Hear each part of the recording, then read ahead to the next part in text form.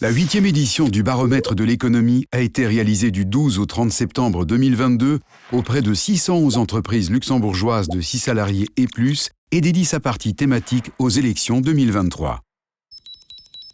La Chambre de commerce a, en effet, sondé les chefs d'entreprise luxembourgeoises quant à leur vision actuelle de la compétitivité du pays sur nombre de sujets et leurs priorités pour la prochaine législature.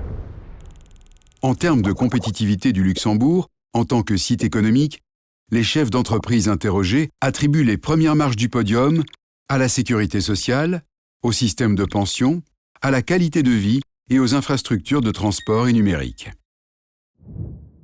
Au bas du tableau se trouve le coût de la main-d'œuvre, l'approvisionnement et coût de l'énergie, la disponibilité et coût des espaces commerciaux et des zones d'activité économique, la disponibilité sur le marché des travailleurs qualifiés et, en lanterne rouge, l'accessibilité au logement. En parallèle, la maîtrise des coûts de l'énergie, la simplification des procédures administratives et la flexibilité sur le marché du travail émergent comme devant être les priorités principales pour le prochain gouvernement. De même, la maîtrise de l'inflation, la réduction des coûts pour les entreprises et, point marquant, la lutte contre le changement climatique devront être les maîtres mots de la prochaine législature.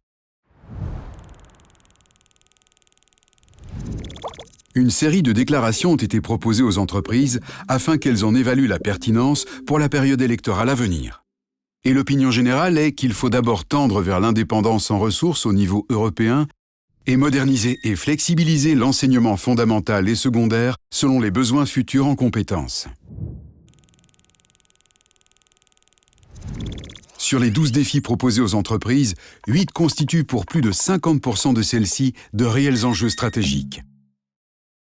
La rentabilité, les compétences et les coûts de l'énergie semblent mettre d'accord le plus grand nombre de concernés. Enfin, les mesures citées en vue d'améliorer le quotidien des entreprises luxembourgeoises sont flexibiliser le temps de travail en général et le télétravail en particulier pour les frontaliers, tout en envisageant une harmonisation au moins dans la grande région. Faciliter l'accès au travail pour l'ensemble de la main-d'œuvre, permettre les formations nécessaires et revaloriser l'emploi technique et manuel. Simplifier massivement les différentes démarches administratives des entreprises. Les entreprises ont encore besoin d'aides diverses pour maintenir l'emploi, l'investissement et permettre les transitions malgré les crises.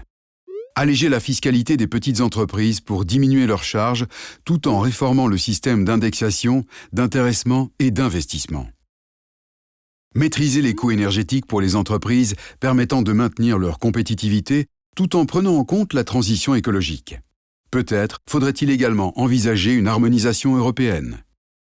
Vous pouvez découvrir en détail les informations relatives à la thématique élections 2023 dans le baromètre de l'économie qui est en ligne sur le site de la Chambre de commerce.